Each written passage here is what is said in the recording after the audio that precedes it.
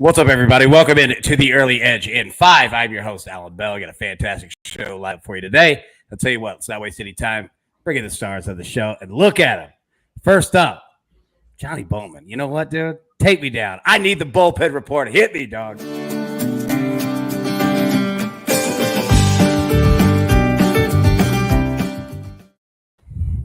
Yeah, the bullpen report today. So we're going to get into a couple Juan Soto and Shohei Ohtani trade destinations. So we don't know if either of these guys are actually going to be traded, but they're both being shopped right now. And so a couple of spots. The top spot right now, besides the Padres, is the Cardinals with Jordan Walker, Nolan Gorman, Matt Liberatore. They're playing this weekend, so you could see some talking there. Padres have Mackenzie Gore, CJ Abrams, and they could give prospects as well. That's a big possible stop. The Mets have Ronnie Mauricio and Francisco Alvarez, but they don't have much other than that, so I doubt he goes there. Yankees with Volpe, Dominguez, and Andujar, Torres, they could add a package.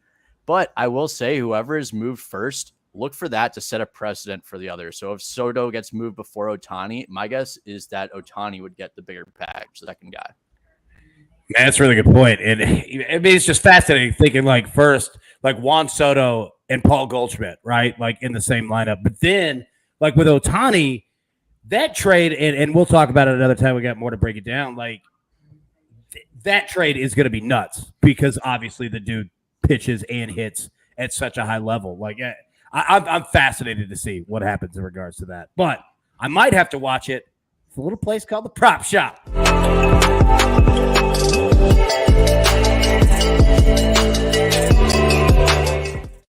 It never gets old stacking that cash. AB, love the Prop Shop. Yeah, NFL injuries are beginning to rear their ugly head. Hate seeing this early, especially before we've even played a single preseason game. First up, the San Francisco 49ers will be without one of their key defensive players for a while after tackle Arik Armstead sprained his right knee in the team's first practice of training camp on Wednesday.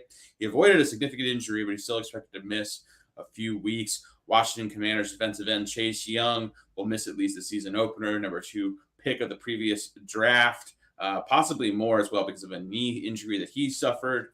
And then probably the worst news or the most significant injury was Buccaneers center Ryan Jensen is expected to miss multiple months after suffering a left knee injury during practice yesterday. Coach Todd Bowles said Friday, hate to see the injuries already starting before we've even played a single preseason game, AB. Dude, I'll say this, man. That injury, that Ryan Jensen injury is massive, massive. Like, they'll be able to find someone, not of his caliber, but they'll be able to find, a body to get in there. But, dude, that one hurts. That one hurts big time. All right.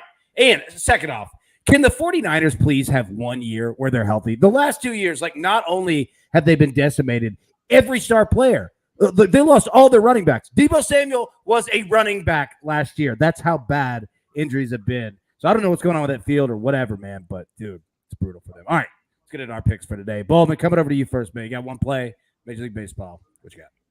One play today. We're going with the Athletics money line, plus 170 against the White Sox. Why is Lance Lynn a minus 200 favorite against anybody right now? I mean, yeah, he pitched well in his last outing against the Guardians, but he's literally only had one other good start out of 8 this season. James Caprielian's 1-0 with a 2.05 ERA in July. He doesn't go too deep into games, though, but it doesn't matter because the Athletics bullpen has been the 4th best in July, and they had an off day yesterday. And the Athletics have won 8 of their last 11 games. The White Sox are much worse at home at 21-27. Take the A's. There we go. All right, props coming over to you. One play as well. A prop, of course. What you got, man? Yep, I'm fading Padres pitcher Blake Snell under 6.5 strikeouts today. Snell is having arguably his worst season since entering the league back in 2016. He's failed to throw 7 strikeouts in 7 of his 11 starts this season. He has a bloated ERA of almost 5. He's only thrown 6 innings 3 times. His strikeout metrics have also regressed as well. And he's playing a Twins team that has been very, very good as far as strikeouts are concerned. They average the 10th fewest strikeouts, but they're especially tough on left-handed pitchers where their 19.3% K rate is the 5th lowest in baseball. So, yeah, this is just a really tough spot for Snell, who has not been able to go deep whatsoever. I also know that the Padres bullpen is pretty well rested as well. I really like fading the veteran left-hander today, under 6.5 strikeouts. I'm with you there, man. And, I got one play here. And you know what? We're going to fade a pitcher as well. And I'll put the recap screen so everybody can see. I'm going to fade Robbie Ray. And look, he's a phenomenal pitcher. But you look, his last start versus Houston, dude, he gave up season high in hits, season high earned runs. He only pitched 3 innings, gave up 6 earned runs in that one. And our man just does not perform well versus Houston in 8 career starts versus the Astros. He has a 6.39 ERA. Counting on that again to come through. All we got to do, get over 3.5. So that's all the damage we can do for today. Everybody, thank you so much for tuning in. We will be live Saturday morning at 10 a.m. Eastern normal time. And as always, best of luck. It's Cashy's Tickets. We'll see you tomorrow.